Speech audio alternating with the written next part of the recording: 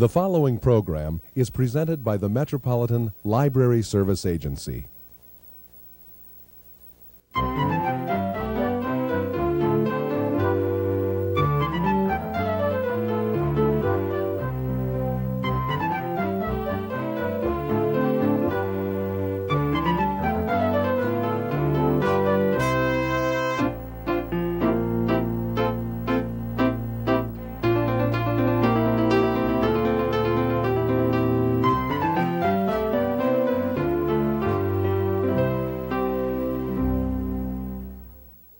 Hello, welcome to All About Kids, a program focusing on the interests of children and young people and some of the issues affecting them.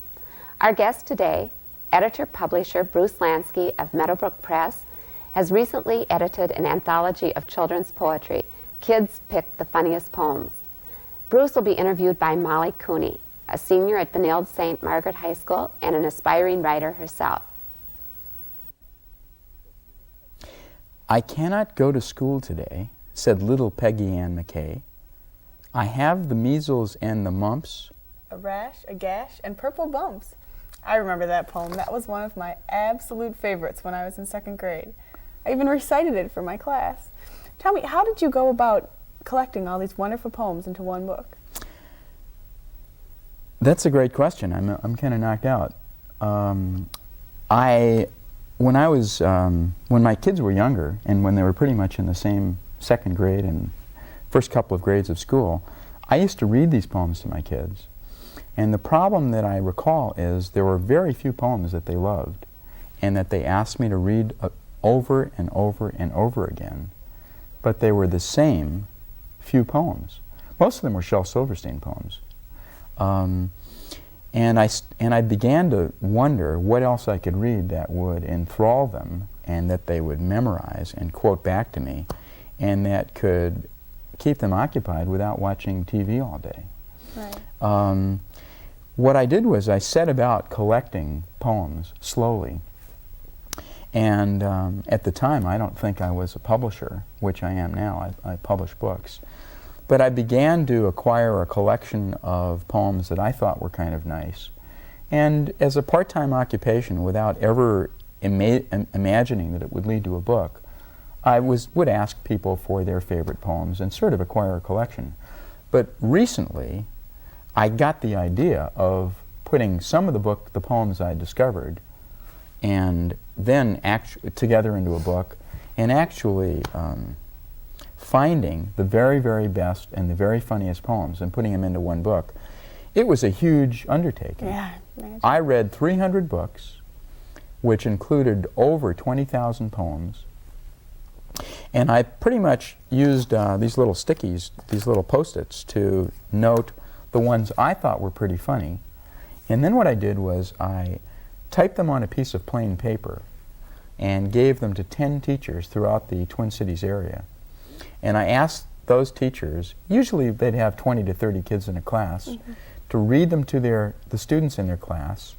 And the students would grade them just as though these things were kind of like a paper or a test.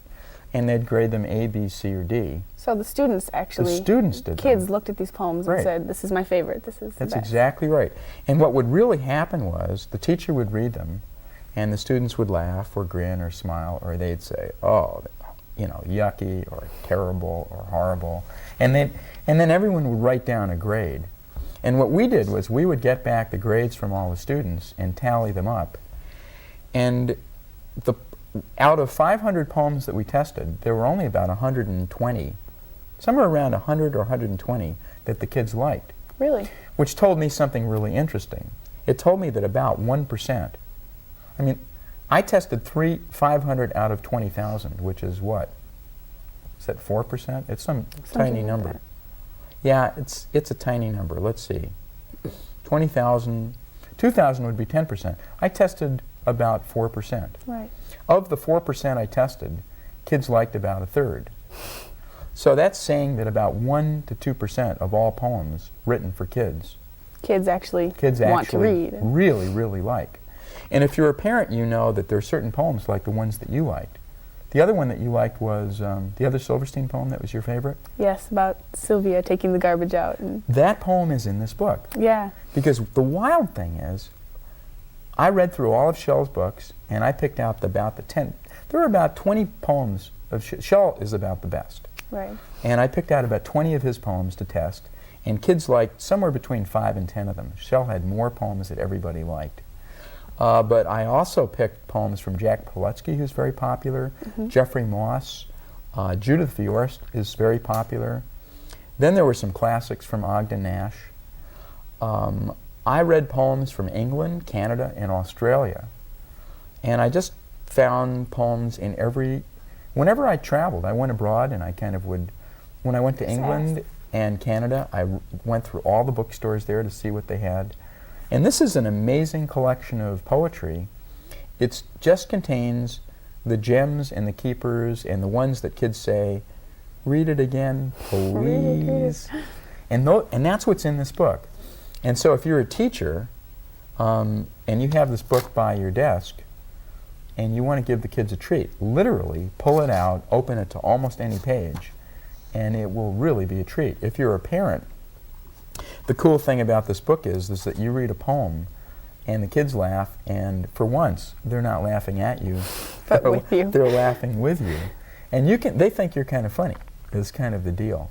So it is so joyful. I actually go to classes, schools, and libraries, and bookstores, and I do readings. And I'm very busy. I mean, I'm a publisher, an author, an editor. I travel around and do stuff. But there's something wonderful about reading poems to kids And hearing their and watching their eyes light up and their jaws hang open. And a lot of these poems have a zinger at the end. And so they're kind of, now sometimes they're kind of daydreaming, and then I get to the end and they say, bingo, and they crack up. And if you're a parent, this is kind of like a bunch of stuff that will turn you into an instant Eddie Murphy or Steve Martin, because your kids will think you're the funniest person on earth. Right. Instead of a clod. I mean, I wrote a book called Dad Say the Dumbest Things. There's another one called Mom Say the Funniest Things.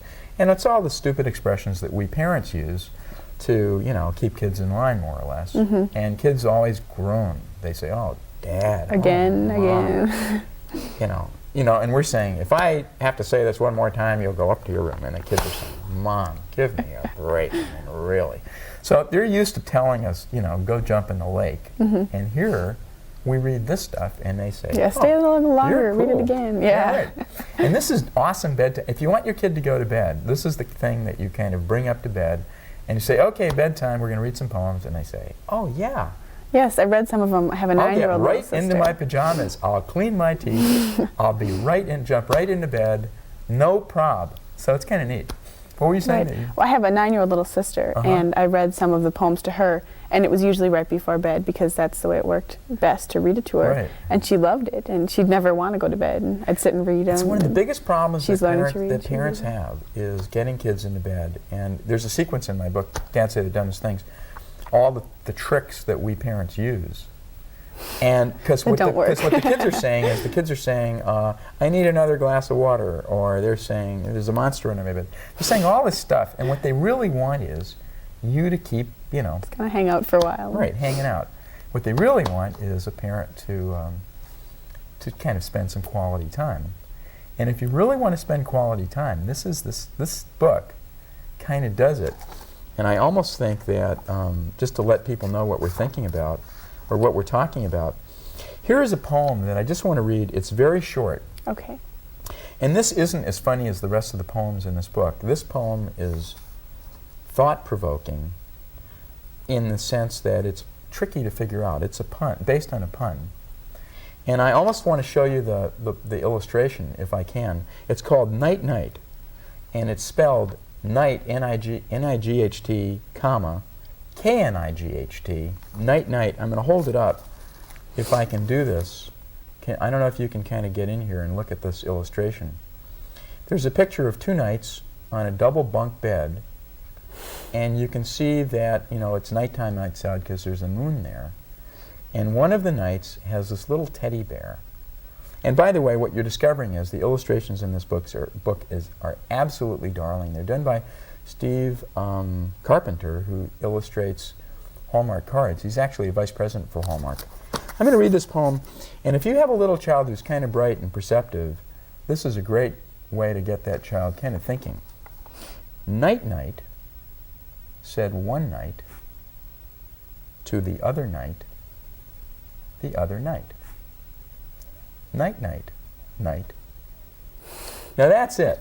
Just the play on words, and the It's a kids play on sit and words. think for a minute. There was a 7-year-old girl that I read this to, and she didn't get it. And she's a very bright girl. She didn't get it. And she walked around saying, I don't get it. And then she said, I got it. And one of the ways that you do it, you know, when I read this, I said, I point to, you know, night-night, which means nighttime. I'd point to the window, said one night, and then I'd point to the other night as a way of sort of helping them track that. Now that's mildly funny. But I want to give, I mean, there's one short one that, you know, when I read it in schools, they just say, ha! Like the little boy on the back of the book who commented that he almost fell off of his chair. Okay. He was laughing so I'll hard. read you, if I can find that one, I'll read you the one that he literally just about fell off of his chair at. It's kind of tricky. If I can find it. It's, well, this is a sort of a dull TV here. Well, this is, here you go. This is what caused this person to say, literally, he said, I laughed so hard I almost fell out of my seat. And one of the reasons is that there's language in here that kids don't think of as being poetry. Okay. Because the stuff that they read in school is often flowery and romantic or stilted in some way. Right. If they don't read Shakespeare to kids in grade school, but often, it's more like Robert Louis Stevenson about swinging in some swings or looking at flowers, and kids say, come on, give me get a down to the break. reality, yeah. Okay, listen to this. It's called I Love Him Anyway. It's by Joyce Armour, and it goes like this. Goofball, stinkpot, pinhead, sneak, devil, ninny, weirdo, freak, crackpot, lunkhead, weasel, worm, donkey, lame brain, insect, germ, dumb cluck, dipstick, nitwit, dweeb, dingbat, bozo, fruitcake, phoebe. If you can say this, you're pretty good. Yeah, that's... Moron, space case, swine, buffoon, dope, chump, snake, dork, wacko, loon, fathead, puke face, black sheep, skunk, psycho, dummy, big creep, punk. Plus words I can't let mother hear, which all describe my brother dear. Now you have to kind of get in here and check out this picture, because it's sort of like a family photo. Right, right. And if you can see it, the big sister is holding her fingers up over the brother's head as they pose for a family photo. Christmas picture with the Christmas kid's got his picture, finger up his nose. exactly. Isn't that great? The details here are wonderful. Yeah. But what's interesting about that particular poem is it has language that you wouldn't expect a poem to include, and kids go wild for that because it's that shock of recognition that the words that they use every day can be included in poetry. And as I tried to read those, I found myself stumbling. Right. But when I hear kids read them, they giggle at every word. Because the Pukehead in a poem, and they wait for mom to yell. Right, exactly. It's really cool. And the teacher is, when I read these in classroom, the teachers are kind of saying, I don't know, what is this stuff? And the kids are screaming and giggling and, going wild. Here's another one that's a sure laugher. It's called Mother's Nerves. It's by X.J. Kennedy. My mother said, if just once more I hear you slam that old screen door, I'll tear out my hair, I'll dive in the stove. I gave it a bang, and in she dove. And needless to say, here's a picture of Mom jumping into the stove, diving in, and as you can see, she has almost no hair. It's gone.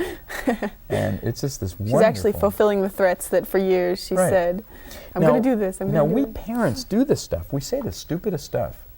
And this brilliant child took his mom up on her word. And said, well, let's see if she'll really do it. Right. Sure enough, in that's this case. reality. And a lot of the poems that appeal to kids are a fantasy. The fantasy of really telling off a brother or a mother.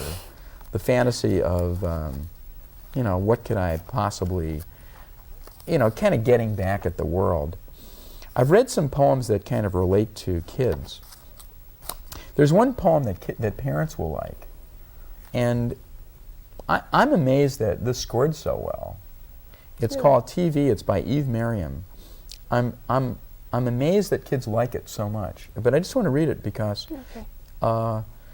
it's a poem that I, as a parent, love because it's really a comment about 20th century America. TV. In the house of Mr. and Mrs. Spouse, he and she would watch TV, and never a word between them spoken until the day the set was broken. Then, "How do you do?" said he to she. "I don't believe that we've met yet." "Spouse is my name. What's yours?" he asked. "Why, mine's the same," said she to he. "Do you suppose that we could be?"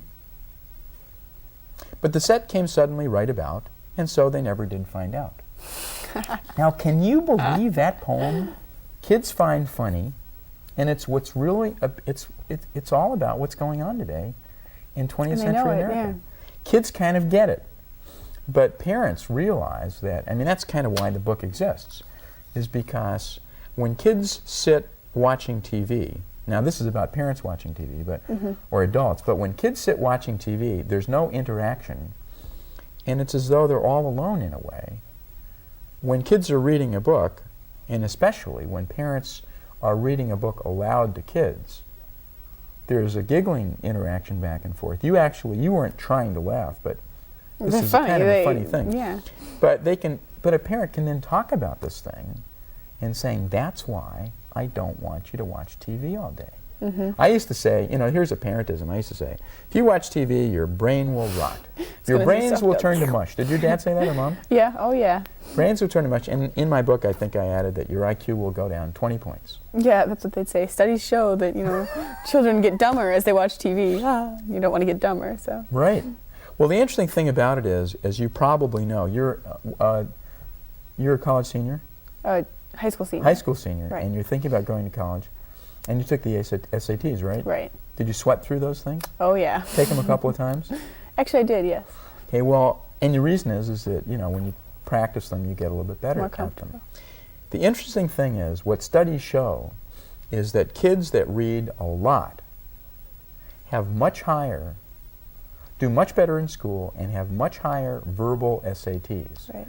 Well, I hope that my kids don't see this, but my daughter read a couple of books a week throughout her, school career. And she had her, I don't want to be too specific, but her verbal SATs were substantially better than my son's. Their math SATs were the same, Pretty close.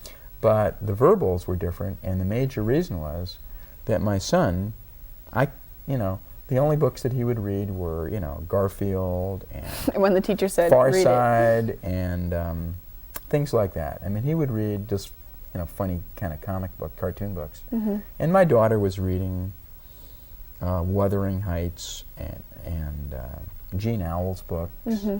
And she would be reading, Pride and Prejudice. She read real books. And what happens when you read a book is that you get a sense for language, and your vocabulary goes way up. And when you read poetry and you talk about it with your parents, you understand how words are used and what it means, and you kind of end up talking about it. And what you really get is a short course in reading comprehension. Right, because the first real poetry anthology that was introduced to me and actually handed to me and said, read this, it's good, wasn't until high school when I took a class. And they just weren't around when I was a kid. They had all from the same author instead of combinations and getting different styles all at once. And so that's what I think is so neat about this, is that kids will see different styles. Yeah, different styles, different authors. Shel personally think that Shel Silverstein is the best, but when you read a whole book of his stuff, there's about 5 or 10 dynamite poems, and then the other stuff kind of gets to be the same after a while. What's interesting about this book is that these are the ones that kids say read them again. Like, there will be a whole book of Jack Prelutsky's book, poems, and there might be 1 or 2 or 3 read them again poems. And then there'll be a whole book of Judith Fior's, but there's a couple of read them again poems. when you put all the Read 'em again poems into one You get book, to read the book again. you get to read the book over and over and over. But what you also do is you introduce kids to different styles. For example, that Night Night thing is really different and a thought provoker. The Eve Merriam book is a social commentary. I certainly have a couple of Shel Silverstein books. There's a Dr. Seuss in here that, you know, I'll just read the first line. It's not my favorite poems, but kids love this. Too Many Daves. Did I ever tell you that Mrs. McCabe had 23 sons and she named them all Dave? Well, she did. And that wasn't a smart thing to do. You see, when she wants one and calls out, "Yoo-hoo! Come into the house, Dave," she doesn't get one. All 23 Daves of hers come on the run. Well, I don't want to keep going, but it's the Dr. Seuss kind of fun style. But when you get all these onomatopoeia kind of words. right, and they're silly. I mean, Dave, you know, he's silly. He kind of, you know, the names Soggy Muff, Buffalo Buff, Balloon Face, Moon Face, Stinky, and Blinky. I mean, you know, they're silly, but kids like that. Yeah. So you get the silly stuff, and then you get this. Here's another by Joyce Armour, who is a discovery of mine. By discovery of mine, what I mean is she'd never published poems before. Really? There are a couple of people in here who had never published poems, and I thought that they were so funny that I said, well, Go with them. Go with it. Here's one. Here is my favorite. Okay. And I have a bathroom sense of humor, and I don't want to apologize for it because every kid in the world has a bathroom sense of humor, and that's probably why I could kind of get the hang of what kids like. Right. So this is actually my favorite poem in the book as far as having kids go wacky over it. It's called Could Have Been Worse. It's by Bill Dodds. If you're a parent watching, you have to kind of picture recess. I mean, remember what happened at recess in school. And if you're a kid watching, you'll know exactly what this is about. And this is probably in the voice of a little girl. My friends have not seen London. They have never been to France. But yesterday at recess, they saw my underpants. I kicked the ball, my skirt flew up, and I know what they saw. The girls all stared and blushed and laughed. The boy said, "Ooh la la." I've thought a lot about it. This conclusion I have drawn. I'm embarrassed that they saw them, but I'm glad I had them on. That's exactly what a kid would say too. Oh, thank the Lord I had him on. Well, actually, the interesting thing about this is a friend of mine has two girls, and interestingly, the girls are often, there's something about having someone see your underpants that, for some reason, is very embarrassing, and these girls have both had it, and so they particularly related to this poem. It's really fun. But as you can see, what this poem does is it gets into those things that embarrass kids or that they're concerned about, like their parents. There's a couple of funny ones in here about teachers. And there's one about, did you have any brothers or sisters? Yes, I have Okay. two sisters. Did you? Okay. This is one of my favorites. Did you ever do like dirty tricks? Oh yeah, we had the Oh, practical yeah. jokes back and forth. Okay. Well, this may sound weird, but do you want to read this? Oh, sure. This is the sister dirty practical joke. It's called Sweet Dreams. It's also by Joyce Armour. And just imagine that you know, the scene where two sisters are sort of doing stunts on each other. Okay. It's called Sweet Dreams. It's always been a wish of mine, or should I say a dream, to scare my sister half to death and hear her piercing scream. That's why I squished 4 bugs until they were all dead, and took them to my sister's room and put them in her bed. After we had said good night, my heart began to pound. I waited and I waited, but she never made a sound. And then I got so doggone tired I couldn't stay awake. I climbed into my own warm bed and shrieked there was a snake. I wiggled and leaped and fell and bruised my bottom half. Then I heard an awful sound. It was my sister's laugh. No, I love that poem. Yep. Can you that's the way picture it? Oh, yeah. It turns around. It turns around. I love it at the very. A lot of these poems have the same thing. You kind of read, and the kids are sort of paying attention, and they sort of recognize what's happening. But at the end, there is this shriek of recognition, and the final line is so dynamite. My sister's laugh. A laugh. Here, she had planned this whole elaborate scheme. Great. on She was it. going to scream, and it was going to be so wonderful. And Now imagine reading this to your child and kind of having the child, who has another sibling who they do all this stuff back and forth to. And you can even point out the dynamics of saving the punchline to the end and how the poet kind of told this little story and the element of surprise. And you know, you can even get into sort of poetry appreciation because you can appreciate the craft of that. But anyhow, I love that thing, and if you look at the picture, can you hold it up? I mean, yeah, kind of right in. There's this really cute thing. In almost all these, there is a funny little animal. And here's this little, I don't know, gerbil or something. Yeah. And he's kind of like freaked out. And she's got her little picture of Ponytail Andre sticking straight up in the Agassi. And I don't know who that is, Paul McCartney or somebody, but she is totally wigged out. And this, you know, the book is really nutty because it really hits kids where they live. And so if you're a teacher and you want some dessert, you're literally, I mean, or a special treat, because the kids have finally, you know, kept quiet long enough to learn it something. You know, that's why this thing has so much stuff in it.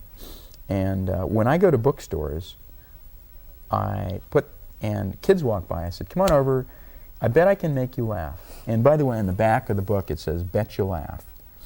And I said, bet I can make you laugh, pick up this book. And they're Parents and kids they're laugh. wary of me. I said, just pick it up and open it up to any page and read the poem, and I bet you laugh. Now, I must tell you it's a dirty trick, because I know that if I tell you, don't laugh, The first thing you're going to do is crack up. I don't have to do a lot to kind of, you know, and you'll kind of think it's really funny, whatever it is. But anyhow, so I've kind of got your attention, and you read this poem, and every poem here has a kind of a tricky ending.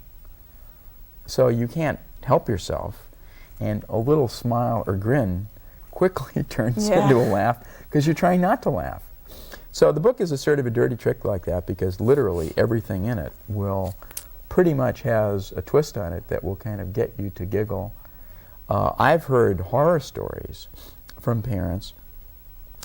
One parent with 3 kids school age fight for this book at bedtime to be the one who reads it at bedtime. They all want to take it to bed, and they all want it to be their little bedtime treat. So I've heard about those kind of things, and I don't have this. I mean, I really couldn't I don't really want to say buy 3. I mean, as an author I do, and as a publisher I do, but I mean, really that's stupid. And I don't want to say cut the book up, but it's that kind of a book that kids fall in love with. So we have an excellent book with good illustrations and wonderful collaboration of poems, and teaches lessons, and it's ones that kids really love. So look for it in the bookstores. It's a wonderful Christmas present and birthday present and any time of the year. Well, if this show airs in January, my guess is that I wouldn't advise buying this and then hiding it for 11 months. Bring it out. Okay, well, thank you very much. Thank you very much for coming today, and we'll look for your book. I want to tell you this was really an especially delightful interview. You did a great job. Well, thank you. A collection of poetry destined to delight people of all ages. Thank you, Bruce Lansky, and thank you, Molly Cooney. Thanks to all of you for joining us on All About Kids. Please tune in again.